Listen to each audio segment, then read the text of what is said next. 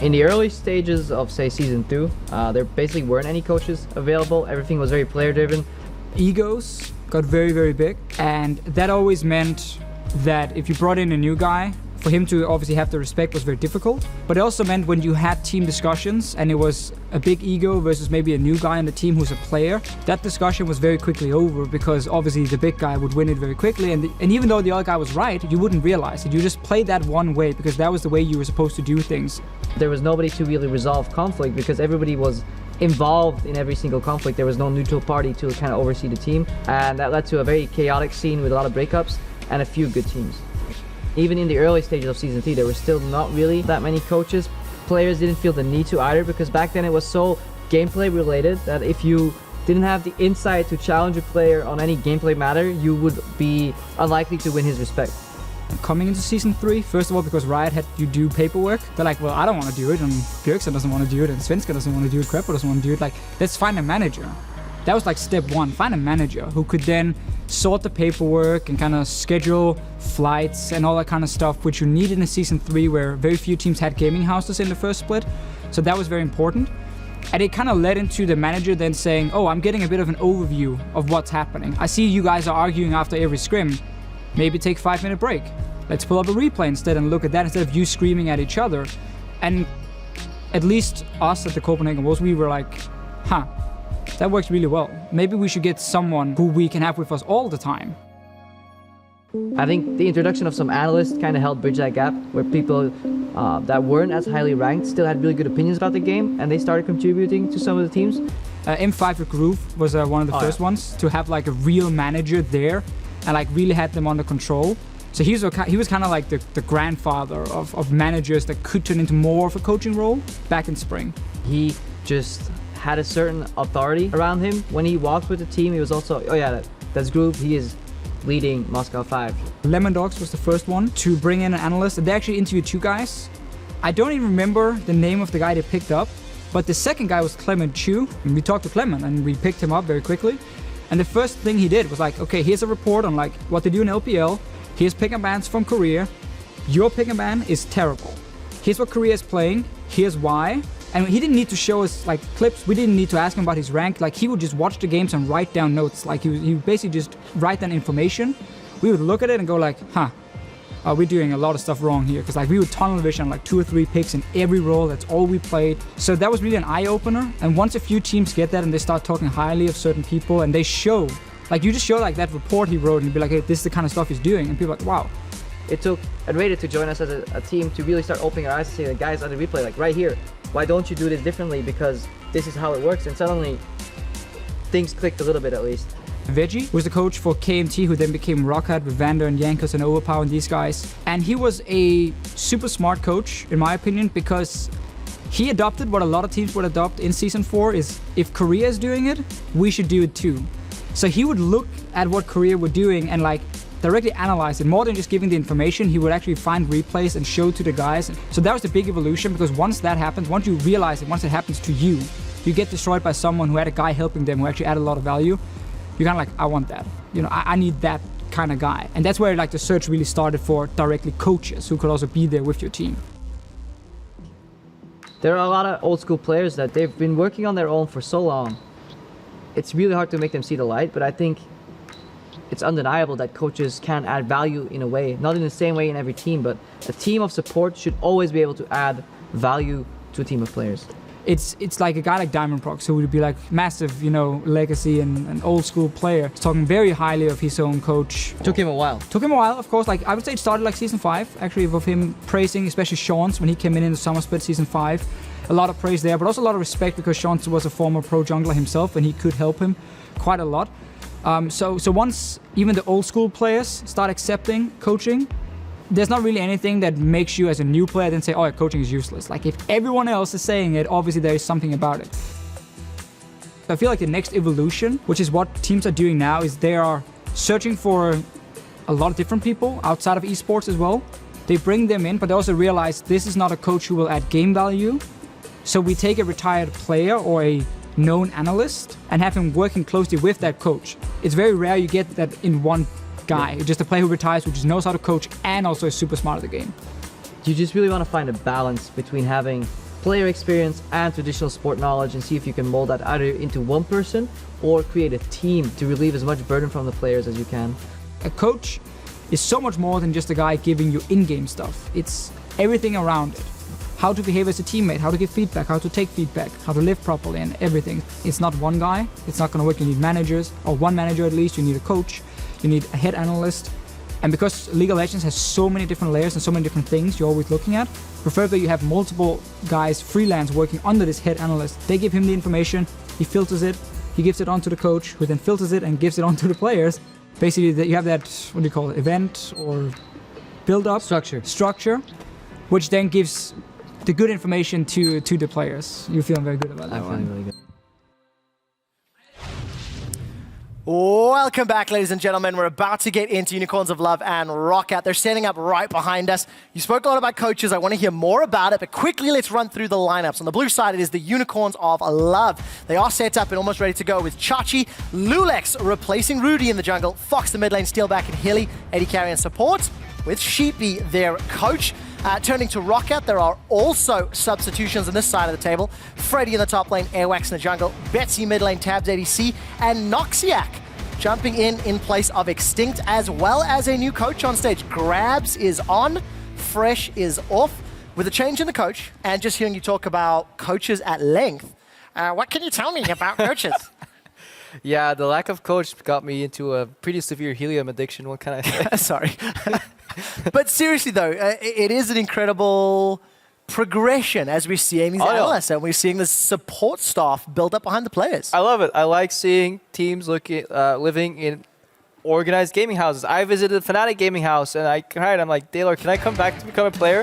I'll be your substitute. I just want to live here. Things are clean. It's organized. You have more than 5 players here. You have a manager. Like, what does that feel like? People taking care of your stuff. Obviously fantastic. But yeah, those coaches and managers, they also make decisions in terms of roster swaps. It wasn't working out with Rudy, so we got Lulex in the jungle. Wasn't working out with Extinct on support, so we got Noxiac back here. And Noxiac, I want him to perform, because tomorrow he's playing against Fnatic, and that's the grudge match. And yeah, that's when I want him to go A2, Daylor, and just, Well, get the revenge. We'll see if he can. Fnatic lost last week to a bottom 4 squad. That was Splice, and today, ROCCAT maybe want to try pull an upset as well. UOL banned out Lulu, Rumble, and Cogmore. ROCCAT have taken away Nidalee and Gangplank, so Alistar still up and available.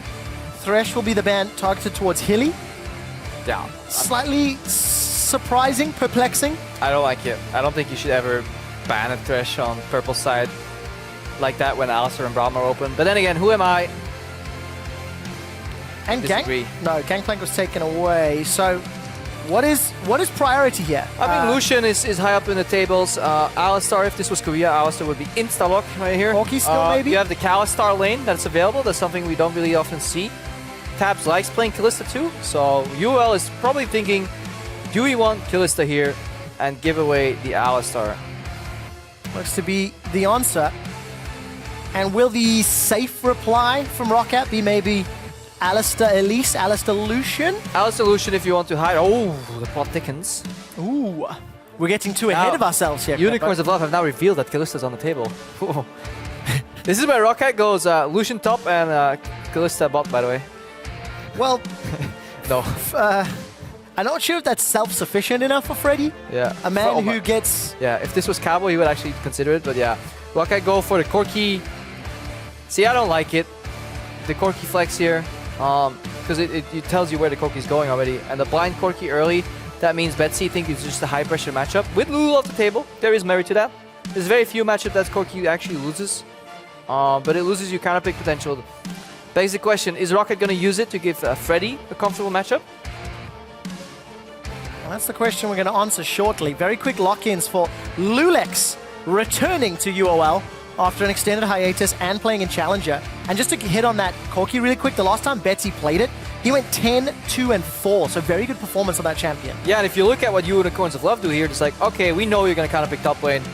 Don't bother. We'll just insta-lock Nautilus here, a strong early matchup with a comfort champ for Lulex on that Rek'Sai in the jungle. Pretty good CC for 2v2s in the top lane. And they force ROCCAT to maybe counter pick a support or something at this point in the game. And with Alistair, there's really no actually hard counter picks, so ROCCAT kind of not having really any counter picks left. Yeah, jungle, but it's a very neutral matchup. With Nidalee off the table, it doesn't really matter all that much. So pretty good drops in terms of unicorns that they don't get punished by being blue side. Okay, ROCCAT lock in Rammus and Gragas.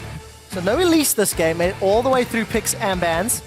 Airwax having the Rek'Sai denied is his most played and opting not to go Kindred this game. See what they decide to lock in. Another quick rotation from UOL. Lucian to go with it. Alistair and Victor, so I feel a pretty well-rounded comp from UOL. But just very expected picks on this side too. I mean, we know the Lucian's coming out. When Kalista and Corki are off the table, you know that's coming. If you look at the way Fox has been playing, he likes on Zed early, but in this matchup, just needs something to play, and he just plays Victor. To my knowledge, he's played it a couple of times already. Yeah, 5 times already so far. Phenomenal stats, 22, 8, and 36. But it does everything the UOL will want. You've got some AoE, you've got wave clear, you've even got some zoning for team fights. What's the last lock in here for ROCCAT? I mean, looking at it, what do they have left? They have support, so it almost goes to Braum here. I feel that's like the logical choice, unless I'm missing something. No, not Rammus support.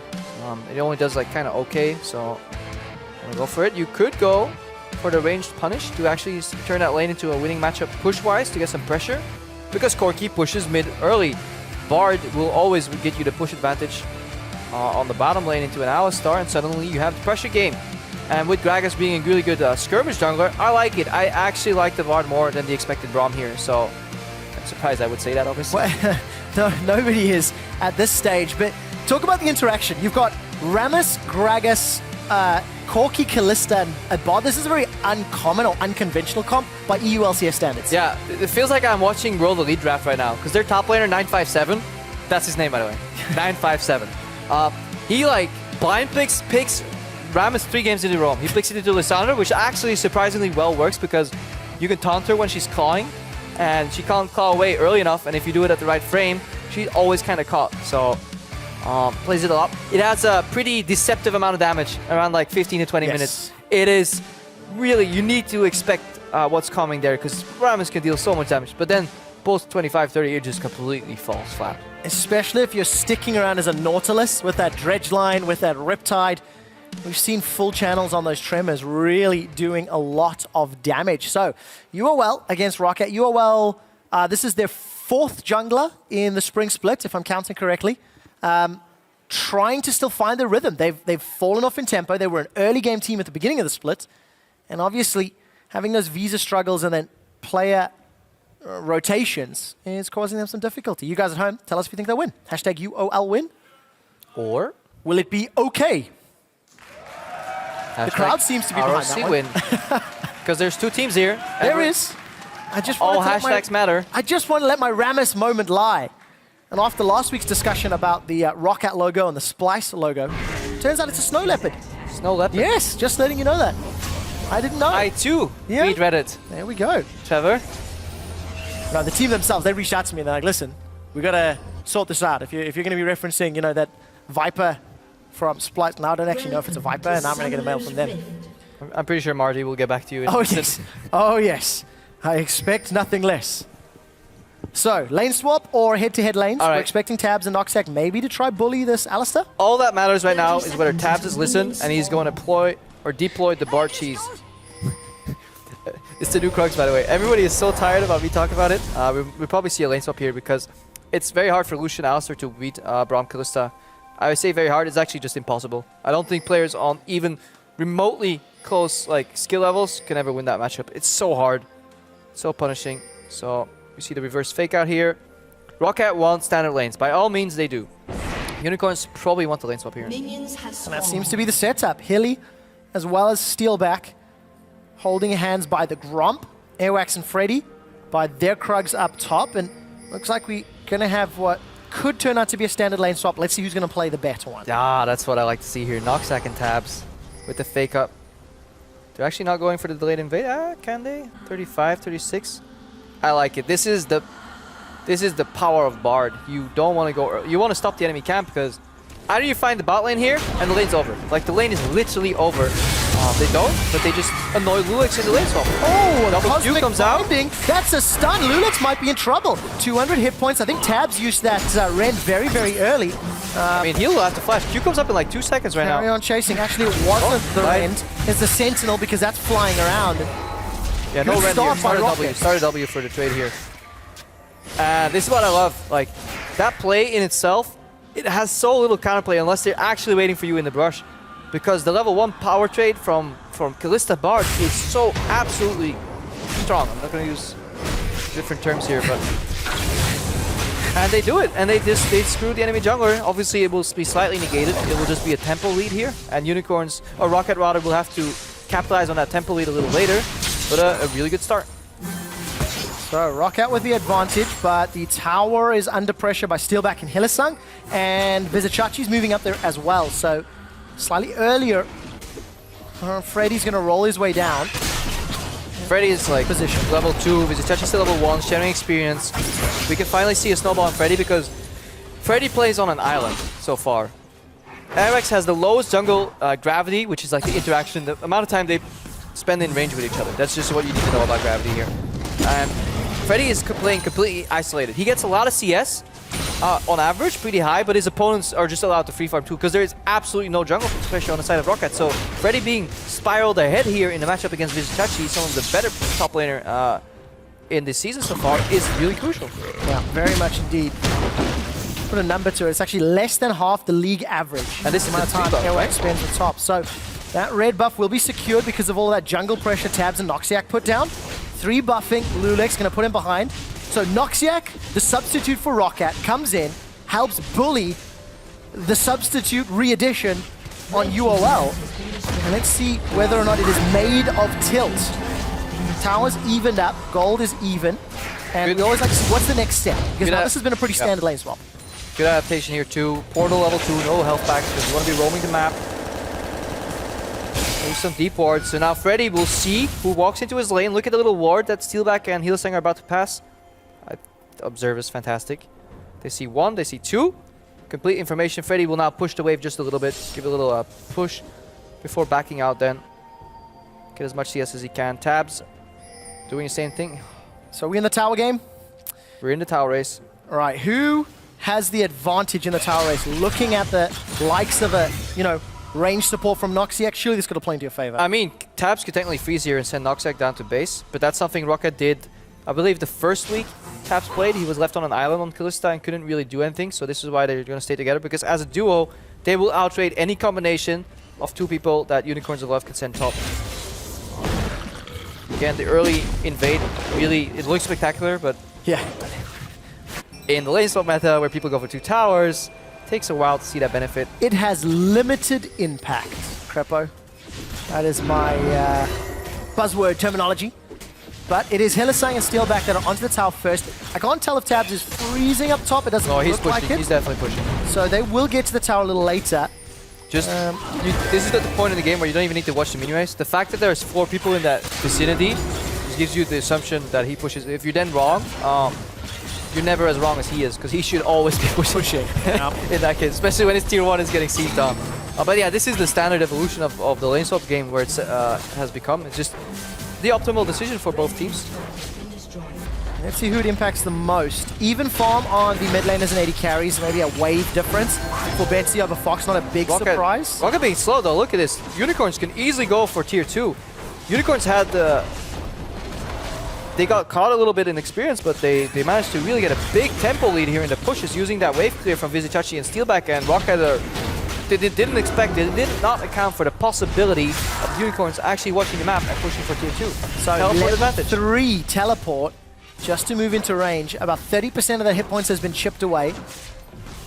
Not the greatest of tower taking champions just there, and Unicorns will at least get some damage, and the gold will be evened out. So teleport advantage to UOL and Chachi. Teleport advantage should be a slight experience lead the way this is played out. Vizicachi level 3, Freddy level 4 right now. Thanks to TPS. Thanks to the early chunk really in the jungle, and then Vizicachi now has to catch up. If they can punish him, maybe. Noxiac needs to see if he can find a creative opening in his very largely open map right now with those portals. And maybe predict a roam from Hillsang. Uh-oh. Uh-oh. Uh-oh, Spaghetti-O. So bad when you see this coming. The body slam into the barrel. Two-man knockup from Hilly. They're fine, by the way. And nothing happens, actually. Yeah, because they both wait to get pulverized. ROCCAT does not position for a Q into the wall. Obviously, they will never chunk him. This is why Alistar is a pretty safe face checker, too. Yep. Hillsang just walks back out. Guys, I found them. Takes a snowball to the face and clears out the pink ward. Fans in favor of Unicorns, 69%. Think that they'll come out on top of ROCCAT. We're underneath them at 31%. ROCCAT Cosmic Binding will just apply the slow. That's actually what confused me a tad earlier. And It's actually a very deceptive skill shot because people will get hit, then flash, and then they get connected to the wall still, obviously. And everybody will be like, what? Bug? It's actually just a two-part effect where obviously the stun gets calculated upon second impact. Second RQ. Lulek steals away the bug here. And also, Unicorns have completely equaled out that early exchange. Unless Freddy can punish Chachi here, he will soak up that minion wave. Things will be equal. Freddy's got a lot of minions to play with, a 2-level advantage. Can he force it though? Got the tremors, and there's no tower to fall back to. Let's take a look, because I feel like he can. Oh, Betsy's looking for a package. Spinning those blades out. Betsy's going to be able to pick it up. There's the tremors, the prolonged damage. This is something that Crepo you were talking about in Picks and Bans. Denying at least some CS, but Chachi will pick up at least all of the experience. Chachi only cares about experience right now. As long as Freddy can't really push home. It's too early for him to push that advantage. ROCCAT kind of hanging on here. Traditionally, ROCCAT has been a good early game team. Unicorns at the start of split they were. Their gold leads were pretty massive in their first 3 to 4 weeks, but then they start slowing down. The loss of Diamond Procs hit them. Their early activity in terms of kills was through the roof in the first few weeks. Later on, Unicorns, they were just a shade of their former selves. I mean, ROCCAT's average gold lead at 10 minutes is nearly 200 gold more than UOL's gold lead at 10 minutes. It's not paying true now. So back up some of the numbers, and for UOL, I think they're still going to be relatively happy. They really want Fox to farm himself into a power position. Oh, they had a bit of a scare. The package is still here for Betsy. Could come in behind Fox, and he's going to do exactly that. AWAC's at level 6. Going to look for the knockback. Will pin Fox against the wall, and a flash saves his life. Yeah, good flash there in the end by Fox. And Unicorns of Love, they dodged the biggest bullet, which was the lanes. So the lane swap not predicted there by ROCCAT. Obviously 50-50 pretty much in good teams. And then they got invaded on and they got a bit of a scare, but they turned around that invade into like a tempo advantage and then forced ROCCAT's hand. So Unicorn of Love with the better decision making despite the little cheesy or creative invade in the early game. Flavorful invade. Love me some bar flavor. Hillsang still level 4. I feel like the last time we saw him getting cheeky with ROCCAT, he was also level 4. Oh yeah, this is the point in the game where nobody needs the support. You're like, hey, do you need some help? We always need support, Crepo. Clearing that wave? Because I would totally help you. Nope, I want this experience. Okay, you go mid. It's like, hey, do you maybe? Nope. Top lane is like across the map, so all you end up doing is waiting in buckets. Playing support in a post lane swap era is like waiting for Godot. A lot of talking, nothing happens. Noxiac, though, will be helping Tabs out as they're pushing quite deep. A trio of wards, Orion's belt, if you will, inside UOL's jungle in that top quadrant. And oh, he failed, he failed. Not going to get all the way. Noxiac's in trouble. Fox comes through. That's not what you want to see. Fate's call to save Noxiac's life, and he'll get away with it. If you go for the BM portal, you have to make sure you cast it properly, because that is so risky when you just get pushed out. You're like, haha, fooled you, bye. And then you land right across that wall, and you're like, uh-oh, I'm a little stuck. He did an oopsie. Oopsie. Flash, Exhaust, and Fate's Call used just to save Noxiac's life. And the bottom half of the map was pushed all the way in. Steelback and Hilly actually backed away. Lulex, I think, cleared out the Scuttle Crab in the Dragon Pit. And take stock of some CS here, Crepo, as we see Fox down 20 CS. As expected in the matchup. That's a totally acceptable deficit, especially if you consider that AOX came to visit that lane. Oh, as expected. Because where Freddy is lacking time from AOX, AOX spends a lot of it around Betsy, enabling him. Yeah, Betsy's pretty much in the gravity chamber. And it has at least assisted him. Still trying to get to that first power spike of the Trinity Force. Hillsang is at level 5. The race for level 6 continues. Yep. Running into ward. The Ward Wars. Yep. This is actually surprisingly close when we made that little Dragon Ball reference there to like the actual progression of Dragon Ball, where it takes 16 episodes for something to happen. That's the equivalent of supports hitting level 6 in a lane swap. It just takes so long. We have to figure out which champion would be screaming for 4 episodes to power up. I feel like it could be Hilly, because by the time he gets there, like when he throws his ultimate down, it's got that vibe. Yep. Level advantage for Betsy, takes a big chunk from Fox, with no real reply about twice the amount of damage he's put down. ROCCAT, though, they all of a sudden sneak a lot of damage onto this inner turret. Yeah, good move here. Now that's just showing off. I mean, come on. Just practicing, right? That's like the equivalent of putting like an escalator, like a rolling escalator at like a gym. Like you totally don't need to. You can just walk the stairs. Like I absolutely love seeing the little penguins flying through on the skin. I actually don't like the skin. You're just anti-fun. Probably. Yeah. See, but snow to me is still special. I'm South African. Snow is still amazing. It's snowing at the end of February in Berlin, which is you call that ridiculous. snow? Well, it counts. It's white and it's fluffy. It's not brown and muddy yet. All right, Crepo, there's wards. I see pink wards, aplenty. No, actually, yeah. So to break out of this mold of this very stale game, we need to see some dive pressure here, and that's exactly what ROCCAT is looking for. So see, if you take wave clear to wave clear, not much will happen. But if you flying from one side, flying from the other, Fox. The tower gets denied. ROCCAT, what a shot! Yeah, what a shot! But he almost screwed over that dive. He almost saved Fox. If Fox could like step one more inch forward, ROCCAT would have the very embarrassing moment where you try to help your team, but you kind of give a free Zanyas to the opponent. Slightly unnecessary too, but yeah, this is the power of Bard. You can set up tower dives by just eliminating a tower. Like this tower you see there, it's gone.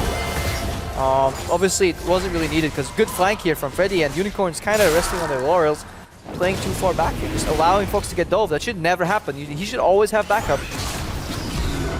Great play there from ROCCAT. They actually secure first blood in 2/3 of the games that they play. Barrel comes out, just splits the minions from Chachi. Insta-slow on the barrel roll Q, dredge line to the corpse of a tower, and Freddy, he wants to spin to win. A 2-man knockup, but there's no more mana. Freddy will connect with the Powerball. He's gonna die. Tremors. He did die. Yeah, what's happening on the rest of the map right now? Can they capitalize here? Time spent from ROCCAT in the top lane. A little golf clap comes out. That's the problem with these tanks fighting each other. Very predictable. But this setup from ROCCAT is actually very good. And Fox is like, nope. Oh. Freddy actually secures that kill too. Not really needed because he had no flash. And this is lack of communication on ROCCAT. So while the setup is fantastic, you should expect that these guys at least talk to each other. When you're going to dive somebody should, hey, does this guy have flash? Yes or no? Freddy completely forgot about that question, didn't have the answer right there, and then he wasted his flash for the dive. So this is something we have to criticize on, because if you talk to Sean's on the coach's desk or the analyst desk earlier, he's like, you got to prepare. You got to know their answer to your play, and then you're one step ahead. And obviously ROCCAT just not quite yet in that phase. Trying to remember his quote, was it? If you 80% of macro is thinking what your next move is and how your opponent replies. That's something that can be learned by all of the teams on the stage. What is the missing 20%? It's like a Powerpuff Girls intro, you know? Ingredient X for the macro game. All things nice. Headbutt Pulverize, Hellesang level 6. Finally powered up after 4 episodes. And we're 15 minutes in. But still advantage to ROCCAT. 2,000 gold lead. They have a tower lead, and they've got big CS advantages in their solo lanes. But Steelback, the quiet carry, the janitor of Unicorns of Love, if you will, always cleaning up the mess that starts. He's still waiting to get that broom. Yeah, Tab's stuck again on the side lane. Ideally, he would definitely wants to be mid, or at least close to his support, so they can enable each other with these trades. Split pushes here. And you got to keep your eyes on Freddy, because he's the one that kind of has to force the opening. Combine Tempered Fate into Fate's Call with Freddy rolling in. That is the play pattern for the Unicorns. Freddy's already used Tremors to try push Chachi back. About a 30 CS difference. Freddy's playing Freddy style, alone on an island. And he can try to roll himself out of trouble. Has got some minions to work with, and poking Chachi down. While the rest of ROCCAT will be securing Doom's Eve by taking down the Herald. Yeah. Will it be Airwax that picks it up? Nope. You can give it to Tabs for the split push, because that actually enables the ROCCAT's 1-3 run right now. Tabs on his own, can't really push that well. With that buff, he could keep that lane down, which means ROCCAT can keep doing this, choking Vision away from the Unicorns, leaving them with only predictable moves, and then eventually, if they can keep this up for maybe 5-6 minutes, then they can start looking at Baron as an objective. And obviously, 50-50 Barons are so much easier for ROCCAT because they have Kalista. It becomes an 80-20. Let's see if ROCCAT, how quickly they can get to it. Noxiac has completed his Eye of the Watchers. So, Departure from the itemization we've been seeing in all previous games, but also first time Bard today. yeah, if you snowball on Bard, you can go for the Spooky Ghost, and then you obviously Spooky Ghost into the Tempered Fate, but it leaves you so incredibly squishy, and it's a very risky move, so you need really good confidence in your play. And it's a little safer to go for the quadruple wards. Also just avoiding picks here. Vision control is paramount to these mid games. Right, package is available. The last time it was up, Betsy used it in the mid lane to jump in behind Fox. They didn't secure a kill, but it was at least one of the... They burned the flash that resulted in the kill into the tower. Yeah. And obviously that's the way you kind of need to force things against good teams. Very, very rarely will you just force an opening immediately. You need to set it up to play and revisit it later. The same way with lane swaps. You get a small tempo advantage. Later on you can capitalize. Yeah. 2, 3, 4 steps ahead. That's what these guys are looking for. Noxiac now placing wards to enable Tabs' split push. I think he should still have that Doom's Eve available. Probably not for too much longer, while Betsy is pushing in waves middle. So ROCCAT doing a decent job at pushing in, putting wards down. Landed that one. And 5 pinks on the side of UOL. I feel like every time I look down, there's a lot of pinks in the inventory. I like it. I absolutely adore it, because when your support is roaming in the jungle, hang on, Betsy going in. Great flash again. Right, in 3 minutes he'll die with Tempered Fate, or Airwax will die right now. Forced to use both his flash and an explosive cask during the trade. Yeah, fantastic flash there by Fox. Multi-slam flash from Airwax whiffs due to his flash. But yeah, again on those pink wards, when you see the enemy jungle take a leisurely stroll in your jungle, you see the enemy support do that rather, you know it's completely lit up with wards. And that's obviously when pinks come to the rescue. All right, ROCCAT, they're looking pretty comfortable at 20 minutes into the game. Rammus is starting to get tankier and tankier. Invested a lot into armor though, so he does not want to find Fox in a team fight. Is he an armadillo? Oh.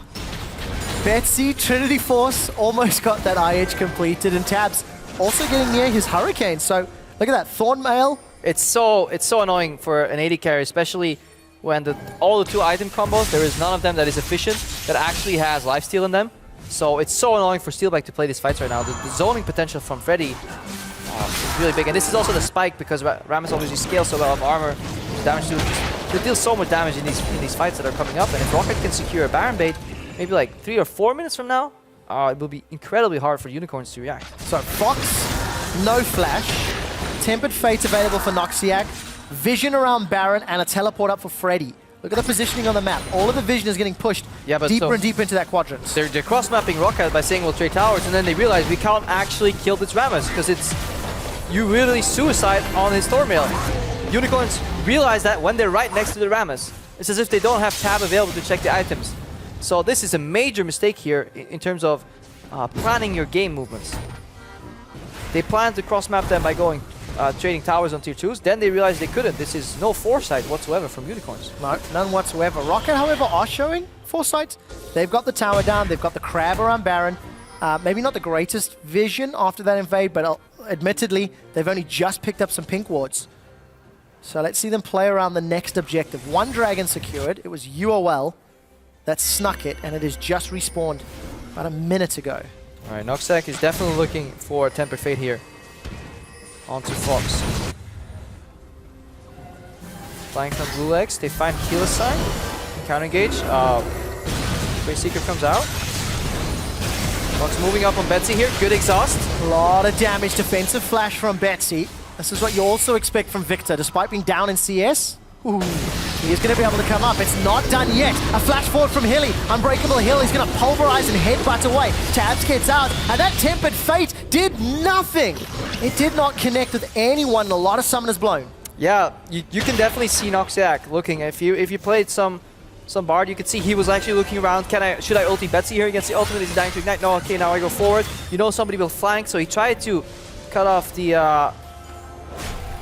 the help there that Unicorns would send into that fight, but a little over-eager with the ultimate. A little nervous maybe being back on stage here in a different team.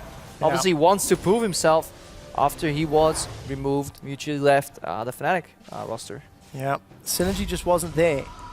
But ROCCAT seem to be punishing UOL here. They're just slowly creeping ahead, slowly pulling advantages.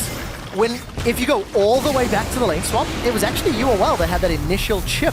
Yeah, they definitely had the tempo, but if you go back to the start, it was a ROCCAT being creative there with the invade. Almost looked like that made me panic, actually. Yeah. I was like, waiting should I be shouting right here? Oh no, thank God no. It's not the same as that Reign over Olaf axe last year. Cheeky steal. So, siege potential in this middle lane. ROCCAT have got a 4-man stack.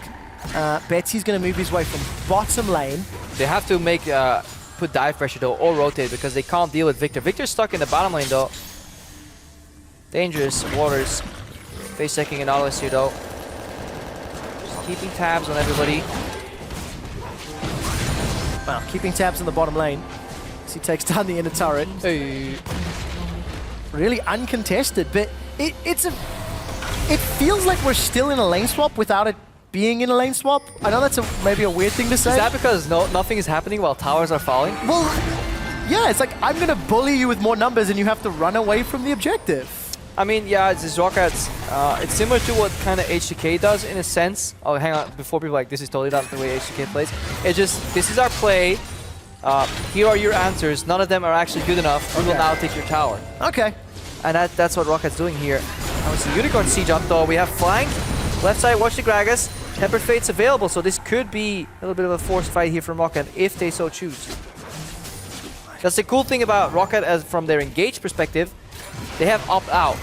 A lot of engage is very all-in, and then what do we do from here? If it sticks, we go. But like for ROCCAT, they can Tempered Fate and then decide what their next move is. Let's see what the decision will be. ROCCAT forced to defend. The package is available, and Tabs is not with the team. Vroom! I'll give you this one. There's that one, okay. I was waiting for the... If I could do a convincing bird noise, I'd do it here, but... I was waiting for the nod of approval. But for ROCCAT, I like the fact that they have used the package aggressively both times, and both times it secured Fox's flash. I'd like to see that again, because that'll allow ROCCAT once again to remain on the front foot, remain aggressively pushing UOL into, deeper and deeper into their own territory. So right now, Noxac is looking for just a little bit more experience so he can get level 9, so he can upgrade his sweeper. He can soak some on lanes, or he can play the ever so fun mini game of Summoner's Drift, where you go chase your chimes. Sitting on 40 chimes already though, so he's done a good job. By 25? Is that a decent amount on this stage?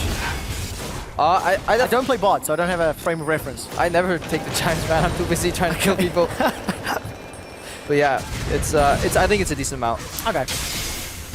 Betsy does have access to the package and the support of the rest of the squad, although Tabs is not with them. Tabs is again trying to shove the lane in, but there's no tower. Yeah, Unicorns, their blue trinkets all on cooldown. The one ward on the Baron area is there, and then the Vision Denial is slowly working out. For ROCCAT, their goal right now is have Freddy push out bottom lane, hopefully keep control here, protect the chokes, at least see where the Unicorns are warding. So next sweep works, and then the Baron bait can finally start. I'm also getting emotional. It's so beautiful. It's the original EU meme, the Baron dance. Hey, I like it. And I don't mind it. I don't mind it. I just like to see it done properly. And this is the problem with the Baron dance. Eventually people base it and then all your vision disappears. Yep. The pressure is alleviated and Betsy's package times out. Wasn't able to use it.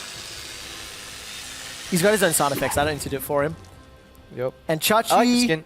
Chachi's got the Rot Portal, which he placed down in the bottom lane. I can just see it there. Yeah, definitely good itemization here. You want something to keep that Rammus busy and then group with your team. We now have his Rot Cam.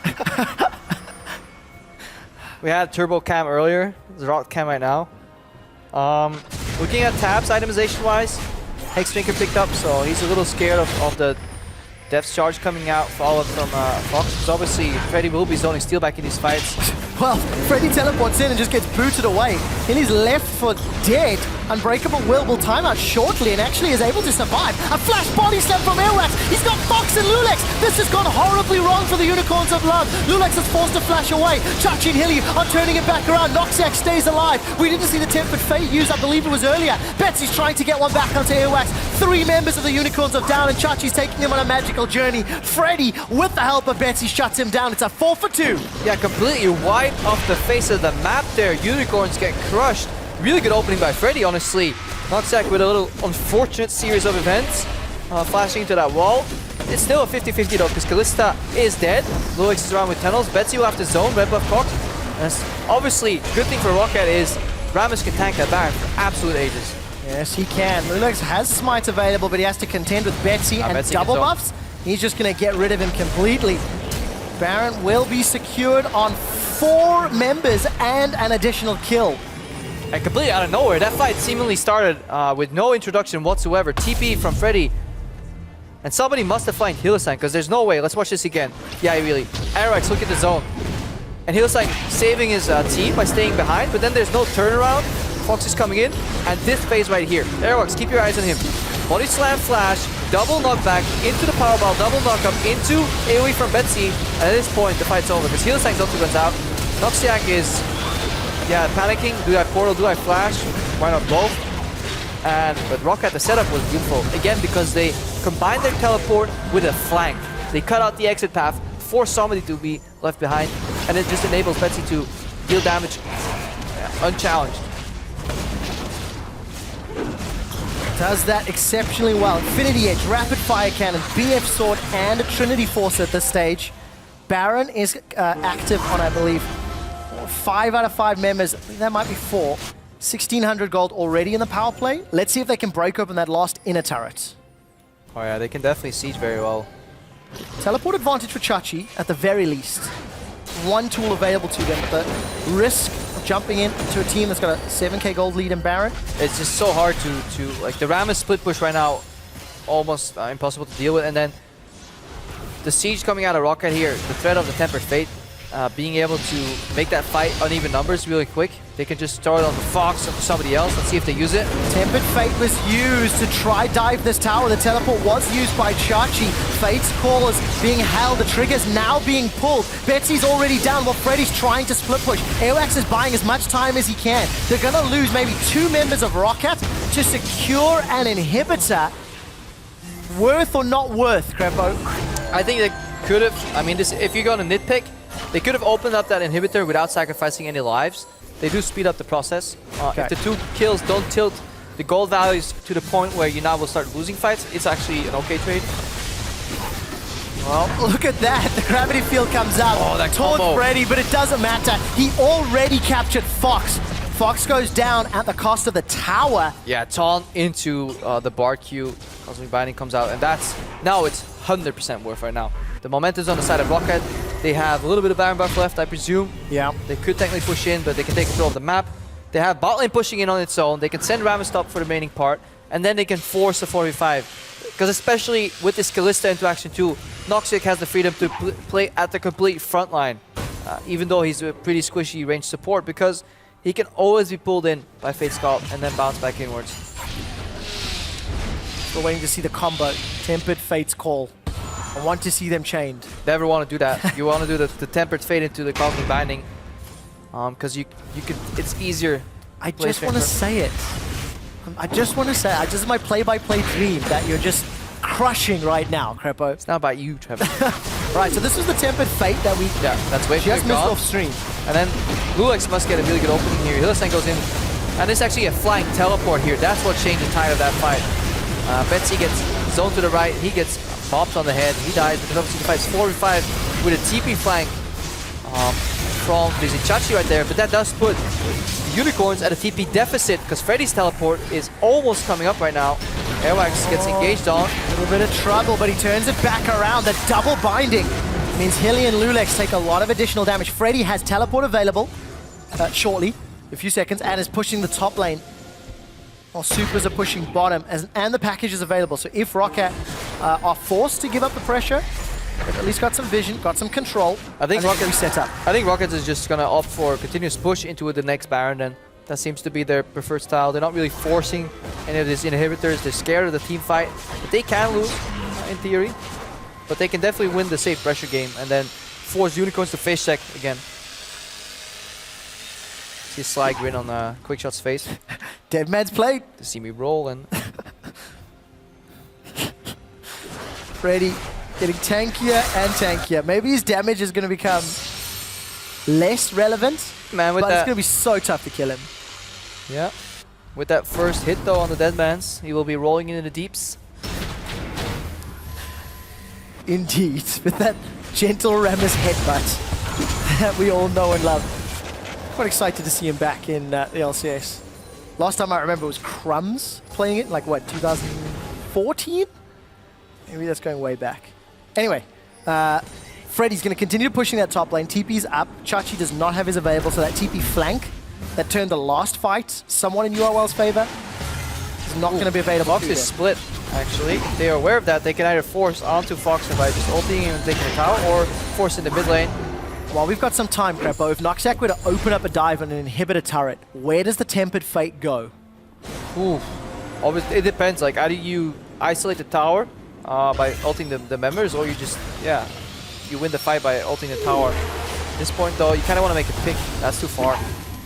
It's easy to say, obviously, you know, criticizing, but there's a certain distance. It's like 1.5 screens away where you can try that play. Other than that, it's too easy to walk out of the Tempered Fate. That's exactly what UOL did.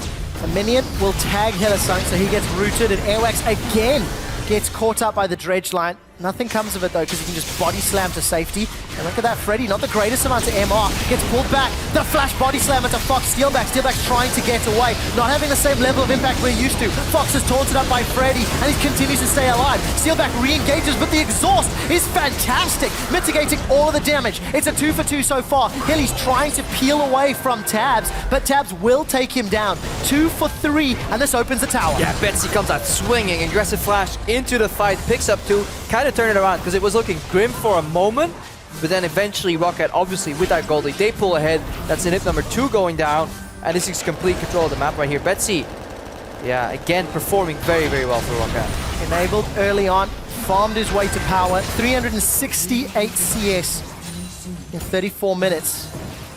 And really 7 kills, more importantly. Just really showing up. This tower's gonna melt too, 3-2. There's nothing they can do. Unicorns they've completely lost control of the game right now. At this point, it is up to ROCCAT to firmly lift the game into their hands, grab it tightly, and throw it over to the side of Unicorns of Love. Crepo, Tabs gets caught out by the dredge line. Unicorns are trying to set something up. ROCCAT are trying to peel and kite backwards. Fate's Call is used, and Noxiac just pieces out to safety. At 35 minutes, ROCCAT are poised to take down a top 6 team. The reason that is so monumental, that would only be the 3rd time this split. I'll explain why in a moment. This all started with Freddy getting caught. Can I even say that? Yeah, I mean, he gets a little lost right here. Airwax goes in for the re-engage. Airwax then gets stuck in the base. Steelback's like jumping on Airwax here. Maybe he should have finished off Freddy. It's debatable. The good exhaust here though, and then look at what Betsy just did to Steelback. That's 3 shots. Then he flashes out of the gravity field, and he gets the enemy victor. He's just straight up carrying these fights. Meanwhile, in the backline, we see like some tanks slowly fighting each other, but all eyes on Betsy for this game. Yeah, we see him being enabled early on, and he's showing that he can carry against a team like UOL, who's given him time to.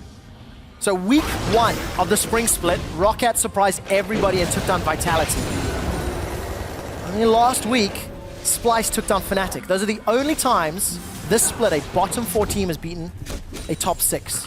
Yeah, but is Unicorn still worthy of that top 6? Because they have been regressing, and that's something we've said many times about the Unicorns. We hope we were wrong this split, but progression and yeah, just improvements seem to be very slow in the middle of the season for Unicorns. Yeah. Where all the teams are catching up in improvement, Unicorns actually take a step backwards. Yes, there were jungle issues, but compare it with a team like H2K that can plug and play members and maintain a semblance of macro game of their playstyle. The Unicorns have been slowly just losing control. Yeah, that seems to be the case, and it's actually been a very similar game. Freddy just completely sneaks and inhibits that. ROCCAT find themselves on Unicorn's side of the base. There's minions pouring into the Nexus turrets.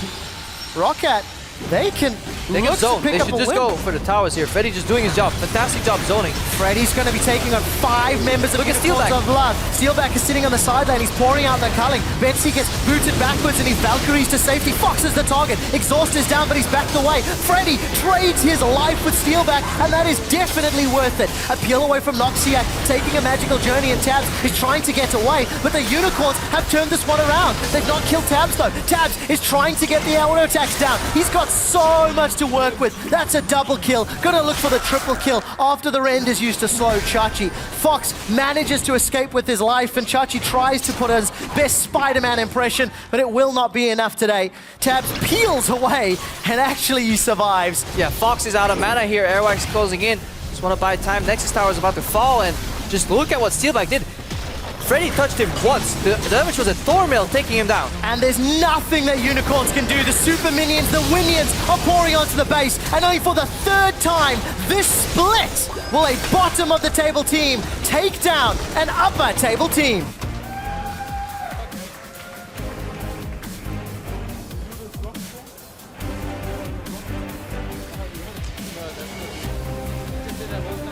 Yeah, Freddy playing into the stylistic tendency of being on an island with that Rammus. There's a lot of team fight. It just shows you the power of that pick.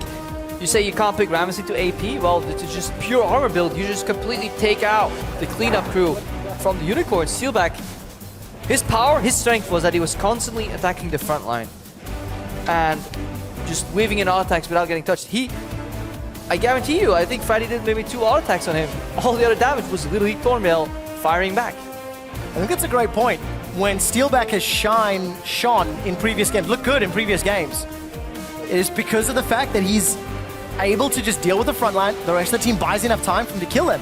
So make that front line a Rammus. Good luck, have fun. Second item Thornmail by 20 minutes. And ROCCAT, they pick up a slow and steady win with their new support player and new coach. Remember, 2 big changes for the squad this week. Lulex there on screen, coming back to the Unicorns of Love. As we see ROCCAT picking up a victory here. They don't seem too excited though. I mean, come on guys, like this is a pivotal step towards getting that 7th place. Yes, you're down at the bottom part of the table, but getting 7th place means so much for you as a team and an organization.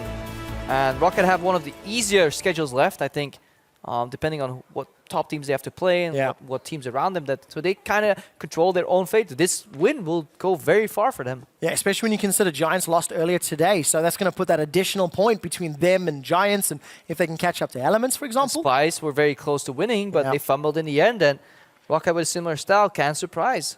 Adding Rammus as a niche pick, I think, is good because Freddy generally struggles in terms of champion depth, champion pool depth overall. And I like it. I want to see more of it. I don't want to just see it picked randomly. It's like it made sense this game. Like World Elite does it. I don't even know if it made sense, but they made it make sense at least. Forced the play style. They forced it. Then it's again, it's also unconventional pick. You're not really used to it. And same with Bard. It kind of catches people off guard all the time because Rammus flank, Tempered Fate, it just changes your play patterns just a little bit every time. Well, changing the play pattern enough to pick up another win for ROCCAT. I'm going to head to Pyro on stage to talk about that victory. Thanks, Quickshot. I'm joined by the new support for ROCCAT. Of course, it is Noxiac. First game with the team, first win. So congratulations on that. I want to ask you a little bit about how you managed it, because I know Bard's a big pick for you, and this is the first time you've got to play him on the big stage. How did that feel? Felt pretty amazing, because it's like pretty much a favorite champ. Like, it's the champ I play the most in solo queue, and I'm pretty confident on it, and it's just awesome to play it in LCS. I'm glad you got a chance. I remember back at IEM Cologne, you had that like permaband against you, and to see it come out, I'm sure you were happy. I know Krepa was happy for another one. But now you're on this team. It's kind of like a second chance for you to kind of move up towards the end of this split. I know ROCCAT are struggling, but that's a third win. You have a chance to now catch up to some of the other teams close to the bottom of the table, maybe even push a little bit further. How confident do you feel on this ROCCAT squad? I think this ROCCAT squad is a different team than it was in the start. Like, a lot of player changed because of visa issues or of other reasons. And I think the players right now have all a lot of potential, and it's a pretty different team than in the start. So I think the score that we have right now doesn't really reflect the roster we have right now. So I'm pretty confident. I'm really looking forward to seeing how you guys do. So just if I can get like maybe a last one, just a prediction where you think you'll place it at the end of the year. I don't want to put you on the spot if you're comfortable with that. Where we ended maybe 7th, 8th. All right, well, I'm looking forward to seeing if you're able to pull it off or even push farther ahead. Congratulations on your win, ROCCAT, and I'll look to see even more from you. For now, though, we're going to send it back to the analyst desk to break down that win, close out the day.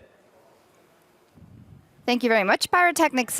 Indeed, it must feel good for ROCCAT, of course, getting kind of a second chance and proving to play well here. And ROCCAT winning over the Unicorns of Love. I think we can draw conclusions for both teams. Let's maybe start preliminary conclusions, obviously, with ROCCAT, because we finally saw the things that have been going good for them in the past. Betsy being strong, their strong early game, they were finally able to close it out. How much is that related to that change maybe in ROCCAT, or how do you guys see that, Polly? I don't know. I think it's really important to have a vocal support because, they're the least mechanically intensive role where they can actually, take breaths. Flaming support, man. Wow. But that's obvious. Give me a break. Bard's hard. Whatever. Everything else is a lot easier. Anyways, so they kind of get a breath in their play where they can actually look at the map and give some good direction. So I think it's really important to get ROCCAT, who's already been on a team before. And had experience like this split even. So he's fresh off of Fnatic into a new team. So I think this, helped out a lot with it. I feel like this also is the kind of game that's almost perfect for ROCCAT as a first game for ROCCAT. Because Unicorns have really struggled to kind of punish teams right now. So when you win the early game against the Unicorns of Love, they tend to just kind of go 5 and try and run headfirst into you, which is exactly what ROCCAT wanted in this game here. So it was a good game by ROCCAT, but again, it showcases a lot of the issues Unicorns have right now, in my opinion. Yeah, sorry. It's more like I'm happy that Betsy showed up in this game, right? Especially we're gonna see a little bit later the last team fight was insane. Just Valkyrieing in to get the both carries, just winning the fight by himself, and it just showed he's still confident with ROCCAT pickup.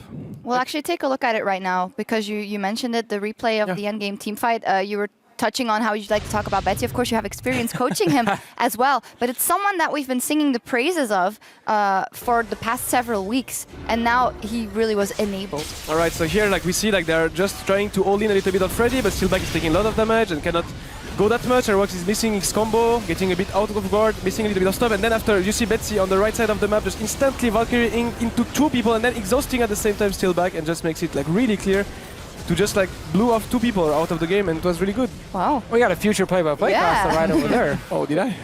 All right, that was just the idea. Yeah, that was more about analysis tool, but I think it was really good play, right? Corki is a big power pick right now, even if he got a little bit nerfed, we still like it, flex pick, and with the poke and magic damage he bring, Betsy showed up, and I'm really happy for him because I think he's a really good player, even if ROCCAT was a bit struggling in the beginning. I think he's a good player. Where was this Betsy last year? In Gambit.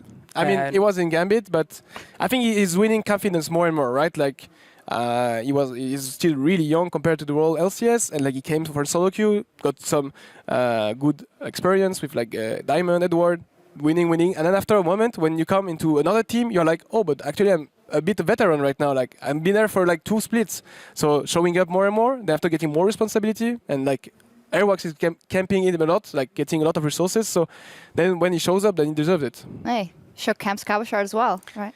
Stop. I mean, that it's not even true, right? So we do know, but care to explain? I mean, for Cabo, it's really funny. No, go ahead. No, I mean, for this I think maybe with Diamond was true, but right now it's not even true. So it's even better for us because teams think like that, but in the end we don't. So then after it's more Shook and Casting works together for the vision control. So yeah. There, it's settled. The mind games. Mind games. We do need to touch on the Unicorns of Love here. Obviously, we've all said they look stronger in the beginning of the season than they've had. Will they keep it up? Rather. There is no progression anymore, which worries me. Of course, they have the 4th jungler now coming in. You know him very well. Lulex, as he used to play on your team. How much of an influence does that have once again? I mean, this is a jungler, and in this current meta, it's so important. And how do you think the style of Lulex meshes with the UOL or doesn't? Well, the problem, UOL's, even in this game, they didn't really have a winning lane. I know, Lucian got an AD, or got a lead eventually, but that was, I feel more of ROCCAT kind of playing weirdly, and not so much, through laning phase. So I feel when you have these lanes that, aren't necessarily winning, whatever jungler you put in is gonna struggle. Like they're not going to have a great showing because a lot of the jungle's reflected on like how well the laners are able to do. So I think regardless of what jungler they use, it's like I think they need to focus a lot on their laning phase to kind of get the game going in their direction. Yeah, it's been very strange with Unicorns of Love because a lot of teams, they stop improving, but they still do some things well. I feel like with Unicorns, the last like 2 weeks, it's just really just gone downhill in many ways. Like laning phase is weaker for them. We no longer see the same carry games, at least maybe not as often. Steelbike has stepped up once or twice in the last few weeks. I'm again just looking at like the shot calling thing we praised them for in the start, where they actually made good macro decisions, was setting up good dives with a split pushing Z and so on, and like going in 3-man and killing the target he was against. Now it's kind of like play laning phase, then play super passive in side lanes and give up farm and always get pushed back, and then like try and run 5-man mid. Yeah.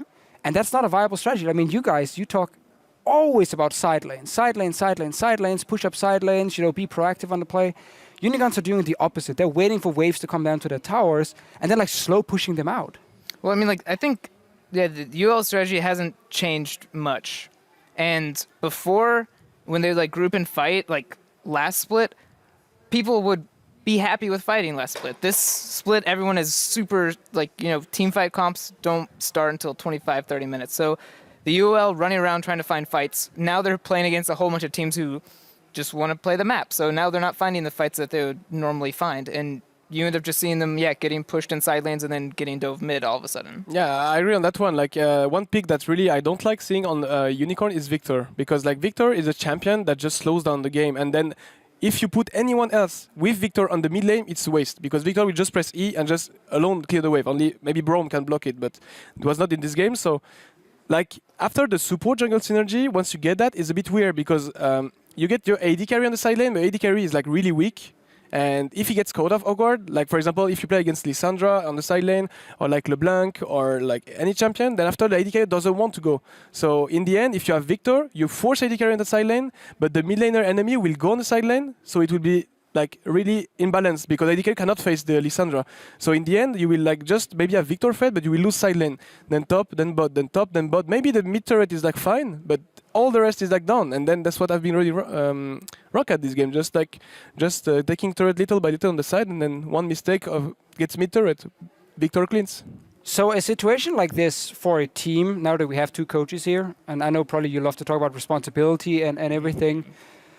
If this was your team, where over like 2 or 3 weeks we felt like it was going downhill, there was definitely some issues, would you guys take the blame for that?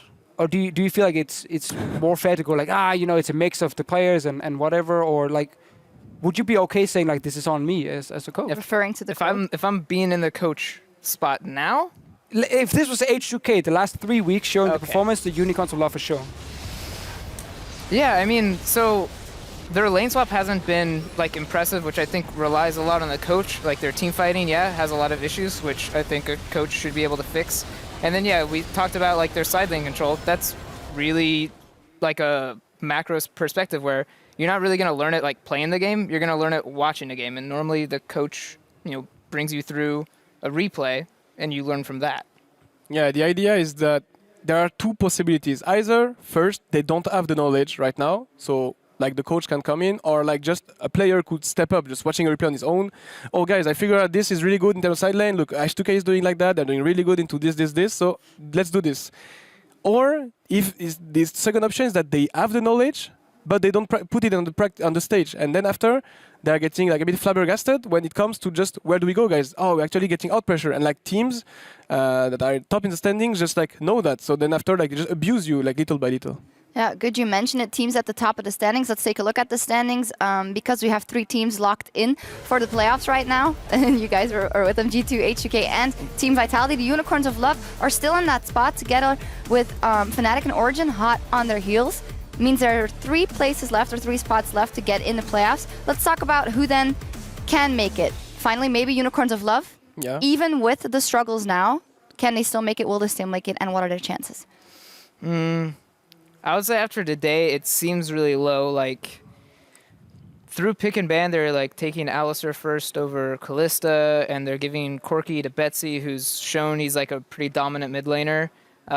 It just seems like their pick and ban seems pretty weak, and it doesn't seem like they have too many just flat out strengths right now.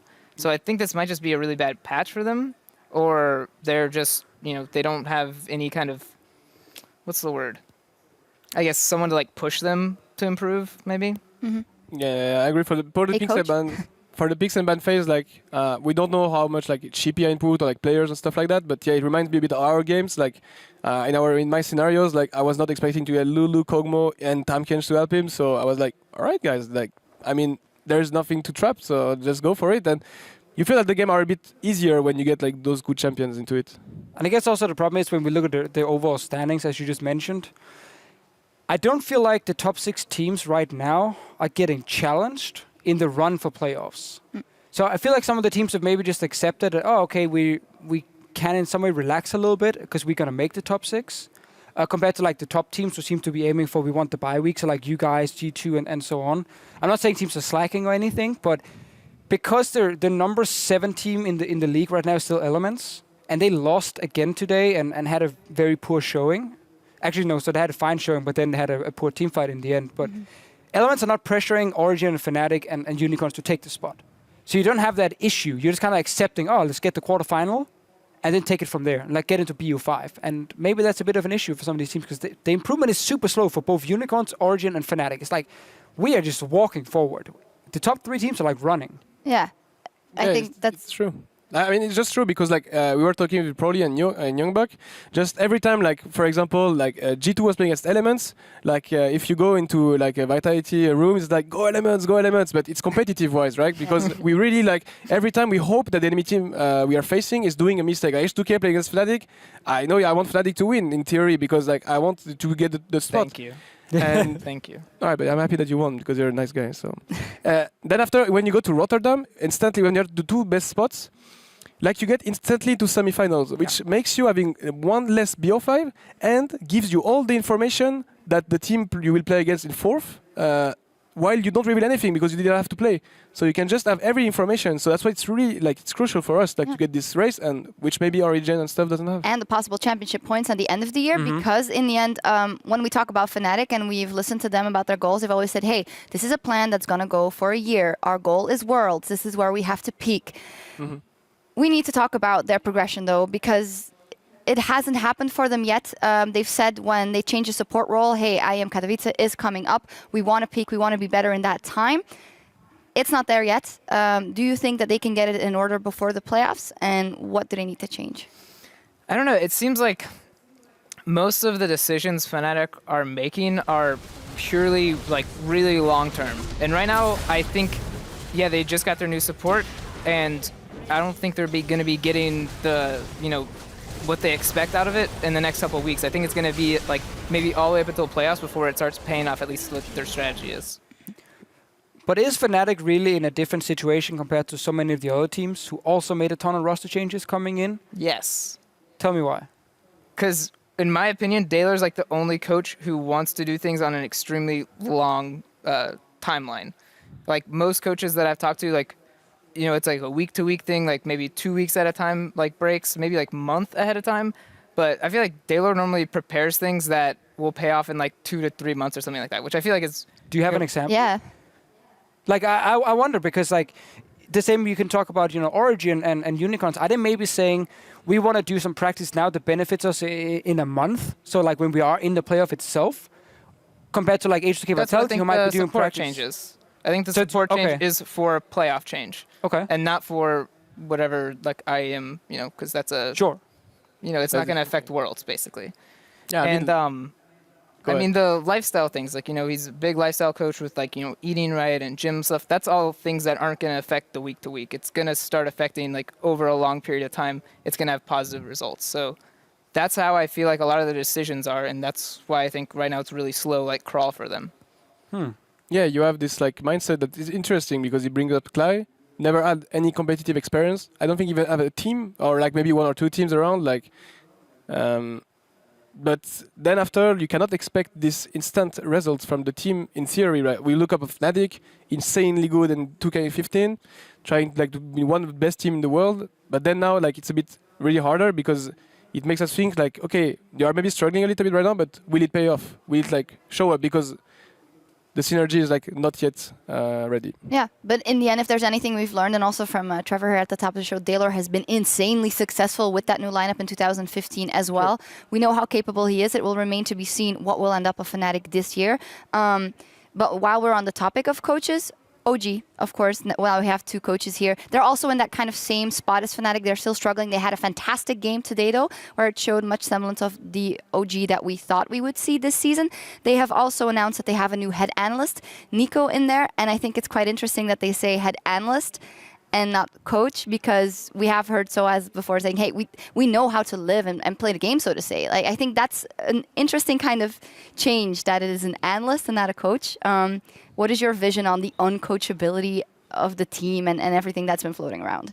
I think it's really funny that we've been playing for a while, you can't tell me what to do, it is really a thing. Like, to me, that makes me think that the people who have stepped up, like, just haven't been right, or they're like just straight up wrong about stuff. So yeah, immediately when you tell someone to do something and you don't have like merit behind it, they're gonna start being offended by you asking them to do stuff. So maybe they just haven't gotten the right person. You know, it's too hard to say if they're uncoachable. They are definitely difficult, I would say, if they have this stance that they do. But I definitely wouldn't rule out like coaches for them. Like, I feel like all they need is someone who's right and proves them wrong a couple of times, and then they'll shut up and listen. Yeah, I agree on this part, because like right now the League of Legends game came to a point where like you need a coach just either as good as the players in terms of macro or strategy, or at least like to show you like as a life coach, right? But Origin needs like a macro strategist that tells them, all right, for example, amazing, you're saying me something, but this thing is wrong. Look, I'm gonna show you this replay of this team, and then after like, if one player doesn't like agree on this, then after you have to show him again and again. But the thing is like Origin is like not the best team in Europe right now, so they of course have to improve. So they cannot say we are actually really veterans, we know what to do, we know how it is, you know, because it's wrong. Otherwise they would be at the top of the table. And we don't actually know if that is what's happening either. It's a lot of ifs and buts. Yeah, well, from talking to Origin though a few times, just also on the desk, we've talked to them. They often seem to say they want someone who can help them with the meta, and also like with scouting overall. So like maybe that's why they call it a head analyst instead of a coach. They want someone who can gather information, give it to the players to help like pick and ban phases and help like finding new picks in the meta. But then in game, I think they probably still feel like they know more in terms of how to play on a macro level, even though we have seen that's not the case. Obviously, I know Mithy at least is a very smart player, but obviously it's difficult to execute it on stage from time to time.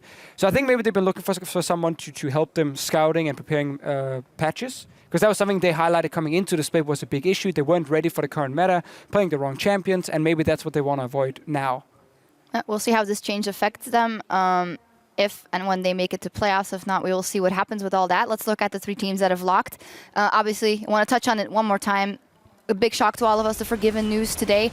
Obviously, we don't want to say too much about what will happen, because you also don't have that much information probably about the Forgiven situation as going forward. But in any case, it will be a lot of stress on your team to deal with. So what's kind of your vision on moving forward and keeping the morale up going into playoffs, because you're in a great position? I mean, I guess the silver lining to this is, you know, when we were losing Ryu, like, he had to leave to go to Korea. Like, if Forgiven has to end up going to Greece, like, it's not that far. Like, he's still pretty much in one time zone. Like, we can still hang out and stuff. With Ryu, like, it almost became like a huge disconnect because the time zone difference was just so huge and he had to be gone for such a long time. So at least, like, the distance won't be as bad for this. So that's the best part. Everything else about it sucks. Yeah, obviously. We will see what happens. You guys obviously locked in that playoff spot, G2. Vitality here with Chance. We had Youngbuck on the desk. We asked him about the recklessness of G2 and kind of the one style that we've been seeing and maybe detrimental to them. He said they've been working on it and doesn't really see it as that much of an issue. What do you guys think, the difference in styles?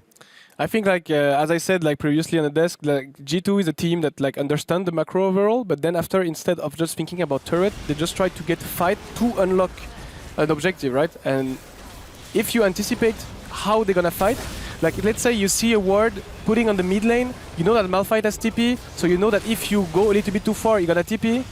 then you will just do it. But you have 30 seconds or 1 minute anticipation, so after you can already tell your, for example, top player, you can push as much as you want because Malphite gonna TP in 1 minute, so don't be afraid. Then after you gonna TP, you disengage, top player does everything he wants, and then this is how they lose, right? It's like both teams are like really good at macro plans, but then it comes with who understand what the enemy gonna do as fast as possible, like 1 minute before, right? And I think like G2 is a bit lacking in this part.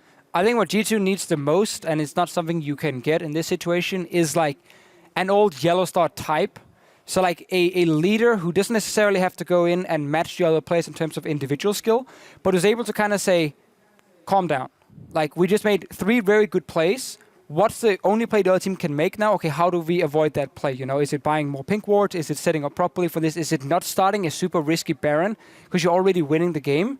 And like these small calls in game, I don't think they have that. I think they have a lot of players who get super hype and like get a lot of confidence and just feel like we are 10,000 gold ahead in like 20 minutes. Keep going forward, you know, keep moving forward. And they don't have the guy saying, relax guys, buy your pink wards, set them up at Baron properly. We do Baron slow, then we take the Baron and then we finish the game. It kind of goes like, let's just fight already, you know, we just want to go, go, go. And then sometimes they overextend and get TP'd on or take a bad fight into a late game comp and lose. Yeah, we are talking about this as, you know, they are in a good position. Hey, they're share number, yeah, indeed. But I mean, it is good because they have a vastly different style from U2 teams as well. What's our style? What's our style? Strong macro game, tower pushing. I mean, like, they... Cabo camping. Okay, so I will say, I think their macro is fine. Yes. I do think they'll take fights just because they want to and not really know why they want to make this fight. Like, you know, if you have a better team fight comp, then, you know, after a certain amount of time, you should take every single team fight. But, you know, they do something like they take Nidalee and then they force every single fight all game. And it's like, come on, man. Like, you have Nidalee. Like, no matter what jungler they have, they at least have one champion better. Plan? Like, what's the plan now? What's the next move to make instead of it being, we should fight? Like, we just need to keep fighting because we're winning. Like, that seems to be the way it's going now. Even though they have a lot of good macro calls. I think they just need a guy who can basically tell them to Well, I mean, down. It's still macro, like, let's go bot and fight. Oh, they left. Free turret. Now it looks like a good rotation for a turret. So I still think But then there's 2 wards behind and double TP, and then they get destroyed. But then they wanted to fight. They're not happy with the fight. But it's not how it should happen, right? It's more like, we want to get, for example, top side of the map, right? Then after we're going to try to just prepare and set up the thing. It's like, okay, so you go there, this is lane assignment. Then after you move on, and then you have to be a little bit careful because when you're like setting up a plan, the enemy can always like sneak up and break it. So then after you go, and once you're ready for the plan, once you know that even if you lose a team fight, you will get something out, then this is the moment where you accept every fight. And this is what G2 should bring because as like Pori said, and I agree, it's more like, okay, we're gonna go there to fight. And I don't think this is the correct decision. It's always like, we're gonna go there. Once we are ready to fight. So if they try to come up, we will fight them. If they don't, we get free objectives. So that's the difference between G2 and I think what they could do better, I think. I guess maybe it's skipping steps. Saying like, we're supposed to like set up vision here and then push out this lane and then go top. It just goes like, let's just rush top. And then sometimes they get surprised and get flanked and like take a bad fight. Yeah, we'll see if I'll say that's pretty accurate. We'll see if they can get it in order for playoffs because then they'll be absolutely scary for you two guys here as well as they already are. No? Will they? Yeah, of course. Like, I mean, I always respect all the opponent compared to my colleague, but I mean... There's a difference between respect and scare. I'm kidding, definitely. I mean, like, I think, like, H2K and Vitality are, like, the safest team in terms of, like, we do, like, the least mistake because I really think... Most boring. I'll correct you there. Most boring team. Boring team? Okay, that's better. So we are the most boring team out there because we try to do as least mistake as possible, right? I think this game is more about who does the most mistake. So like if both team doesn't do anything, then Vitality versus H2K, right? And then after once a team does the big mistakes, H2K, then after like the other team win. I mean, talking about our game, right? No. Yeah, it would be a long best out of 5 if every game goes an hour, though. It would be. But if it's 5 games of that game specifically, then... Gonna be exhausting. Yeah, no, it would be very interesting. Let's ask you guys a couple of questions that we got sent in from the people all over Twitter. The first one from @Saucer writes, on average, how long does it take to get a team ready for new patches? Quite interesting. I know last season we talked a lot to you about, because there were some issues with H2K adapting to the patch fast enough. What is your vision on it? Patches are really hard. Because it's going to be a lot of RNG, because you might just be straight up wrong about a change. But most of it is, I feel like you prepare the most for patches when not when you're playing solo queue, but when you just end up having 5 guys just talking about the game. Because that's going to give the biggest direction. Like someone brings up a buff here and then everyone goes off of it. Like how does it affect your lane? Even if it's not like a top laner, they can all kind of like contribute to that. And that kind of like shapes like, cool, if this tank top lane is going to be really OP, now Kog'Maw is stronger. Now like, you know, tank killers are stronger. So I feel like if your whole team is just talking about it, like it makes patches really easy. It's not really set for one person to decide how the patch should be played. Do you set up meetings to do that, or is it just random talk in the No, it's like, I mean, if it didn't happen, then yeah, I'd have to set up meetings. But I mean, I'm with a whole bunch of nerds, and they're as nerdy as I am, so we just sit and talk about League all day, so it works out. All right. Yeah, I think like we set up meetings like every time there's a patch. Like we try to like just figure out, okay, buff, nerf, left, nerf, and things like that.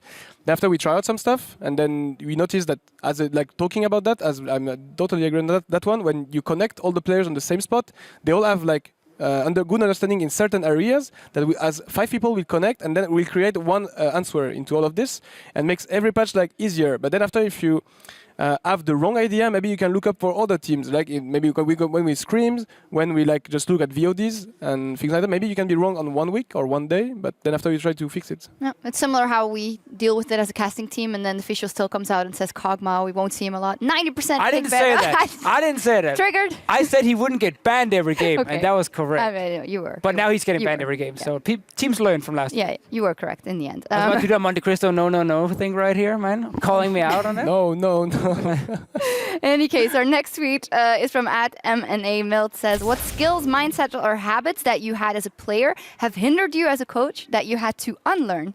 Quite interesting. Who wants to take it first? I mean, all 3 were ex-players. Playing a 6 every game, maybe, probably.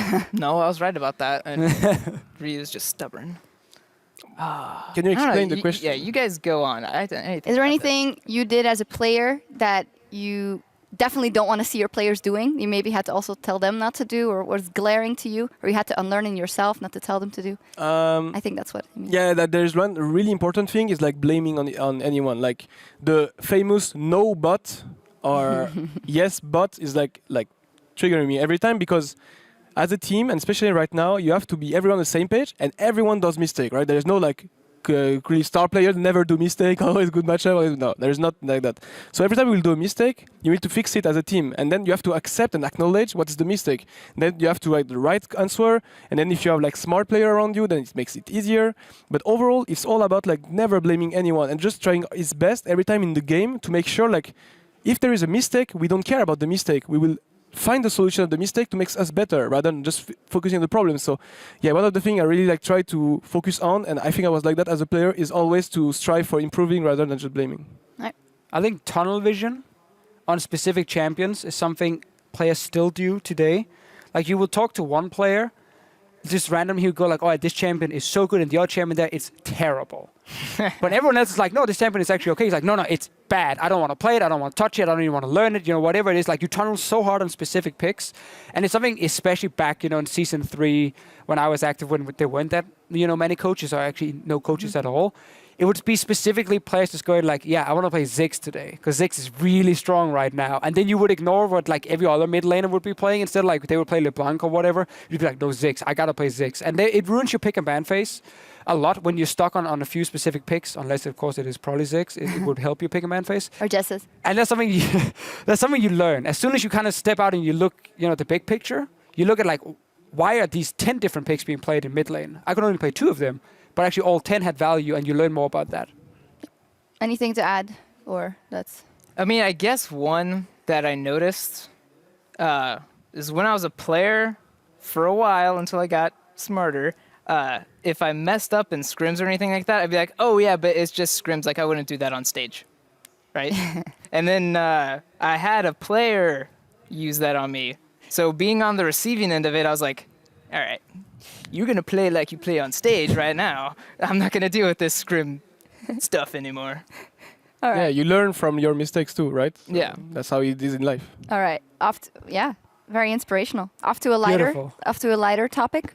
Looking at the numbers, it's clear that Soaz will be the envy of your fantasy LCS league today. 8 kills, 9 assists, a KDA of 17 for a total of 35.5 points. He is today's fantasy MVP. I mean, 2 weeks running now, or like 2 weeks and a half, Soaz has been shining. If he could make up his mind though, about how many fantasy points he wants to get every week. It could be nice because I would assume a lot of people have started benching him because he obviously hadn't done that well. Oh, guilty. You were one of them? Yeah. So that already there we have one. I'm horrible at fantasy. and now he's been doing well lately, so it's always tricky, right? He goes a little bit up and down. Yeah. Do you guys play fantasy? Yeah. I mean, kind of. I mean, we play fantasy every day. So we play fantasy for real. So, but with one team. I mean, we don't mix it. I kind of focus on playing the league for my own team. It's fine. You get replays from us. Yeah. Cool. It's cool. And it all continues tomorrow, the fantasy and the real life with week 7 of the Spring Split at 6 p.m. Central European Time, 9 a.m. Pacific. Origin will face off against G2, and Giants will take on H2K, and we'll wrap up the week with Vitality versus Elements. I also see Fnatic versus ROCCAT there. Quite interesting, of course. Noxiac gets to go up against his very former ex-team. Interesting matchup. And Origin versus G2, after what they've shown today, I feel inclined to say that they have a bigger chance.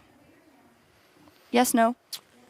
I mean, it's always a problem when the top 6 teams are playing the bottom 4 teams and they have like this almost perfect game in a sense because we're like, oh, that looked really good. It was very smooth. And then it's like, well, they're also against a team who didn't do that well. But it's always the question for me, when is Origin kind of coming online? Will they come online this split? It's hard to say. And I feel like G2 has looked a bit worse the last 2 weeks compared to the start of the split because teams are trying to figure them out more and more. But, I mean, G2 should be favorites to win this game, in my opinion. Yeah, I think the OG game today showed that, they can, keep it together later in the game. But I think it took them something like 20 minutes to, start playing hard. And I don't think G2's a team who's going to give you 20 minutes to kind of ramp up what you want to do in the game. So I don't think they'll kind of get that opportunity unless they, take it for themselves. And remember that the OG game was against Splice with the team fight of Splice, so which was really wrong. To be honest, so OG a bit focused on the enemy mistakes. So let's see if G2 can make more mistakes than them to win the game. Yeah, we will see tomorrow. Until then, though, we'll have to respawn and ready up the Rift. Before we go, I'd like to thank you guys for joining us, the other coaches as well today. It was really nice. Did you guys have fun? No. Coach Week, yes. Nice. Coaches Week is nice. I agree. Every week is Coaches Week. Every week is... What? How? Not really. Okay, When anyway. is Diffie Show Week? Diffie Show Week. We'll be back tomorrow with more Coaches Week, though, and much more cool insight. So we'll see you then. Nailed it. Goes up as G2 and Elements get ready to take the Rift. Perks are on the side. They may not need a big barrel once again. That's how long this has gone back and forth. Aika's got the ult on himself, Chrono Shift, but he's not down his Perks. Claw's down one. I stun him. Nice. Grapes. I get Corky. Yeah. No flash. Nice. Nobody can stop him here. Victory for G2 Esports. Polishes off Godfrey, looks for Peppy, that's the double, the shield keeping him alive, and the rest of the Giants are melting in the back. That's a triple kill for Nuke Duck. Malphite from the side. Yes, go here. Go. I'm on Malphite. Yes, kill them. Yeah, just go end after. Vitality show why they are so powerful. No one gets the Hearthstone meme, I do not. I only play League. Yes, you're not a nerd. I do not know other games. Gangplank behind you! Catch the wave! What's happening? Protect the Lucian! Oh my god, he's winning the game! Not quite committing to it, but they will wait for the Braum multi. Knocks up Peppermint. In comes Jankos. The Baron is so low. It's up for grabs. It's going by Jankos. Guys. Keep going. Turn. And H2K will complete the victory over Fnatic. No, I'm walking. I'm coming through wolves. With flash combo. I'm coming through wolves. I get this guy. And Origin take down Splice. Steelback trying to get away, not having the same level of impact we're used to. Fox is taunted up by Freddy, and he continues to stay alive. Steelback re-engages, but the exhaust is fantastic. For the 3rd time this split, will a bottom of the table team take down an upper table team?